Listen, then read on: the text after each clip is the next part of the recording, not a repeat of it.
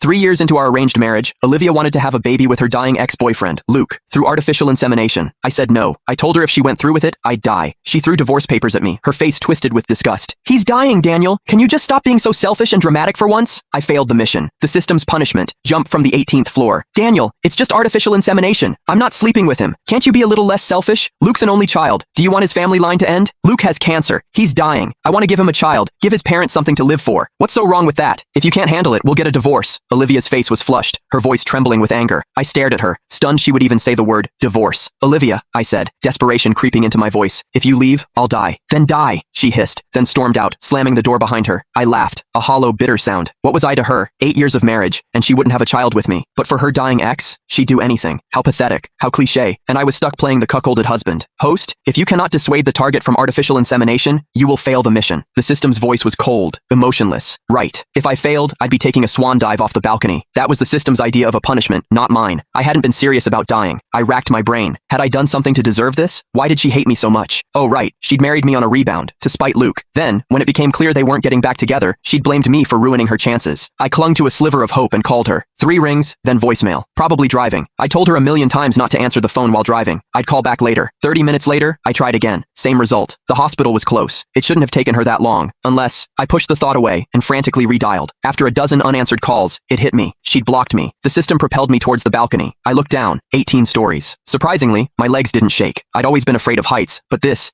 was exhilarating. This would definitely kill me. No chance of ending up a vegetable, or worse, crippled and even more repulsive to Olivia. Ready, host? The system's voice was a monotone. Shall I commence the countdown? I smiled. I'd rehearsed this moment 1,000 times. No need, I said, and jumped. The sickening thud, the screams. My soul detached from the mangled mess that had been my body. I watched as paramedics loaded me onto a stretcher. The paramedics barely flinched at the sight of my remains. They'd seen it all before. Suddenly my phone rang. A young female paramedic answered. Hello, this is... Olivia's enraged voice cut her off. Daniel, if you're going to die, just get it over with. Stop with these pathetic attempts to manipulate me. You want to die so bad? Then do it. I wish you were dead. You're so selfish. You never appreciate anything anyone does for you. You've probably forgotten that Luke almost got crippled saving you from those thugs. Well, I haven't. I'll never forget. If you want to die so bad, just do it. Then you won't be around to make our child's life miserable. A male paramedic snatched the phone. He's dead, lady, he yelled. Oh really? Another one of your little games, Daniel? Fine. Keep it up. Just don't let me see you alive again. She hung up. The paramedics exchanged bewildered looks. The older one took the phone and dialed Olivia's mother's number. Ma'am, this is Springfield General Hospital. We're not joking. Your son-in-law, Daniel, has committed suicide. Please come to the... Olivia's mother hung up on him too. Host, the system said, its voice devoid of inflection. You are the most pathetic failure I've ever encountered. I couldn't argue with that. Olivia's words echoed in my mind. Luke almost got crippled saving you. The irony was almost comical. Luke, the golden boy, had transferred to our high school in sophomore year. He'd been a troublemaker, picking on Olivia relentlessly. She'd come to me, upset, and I'd confront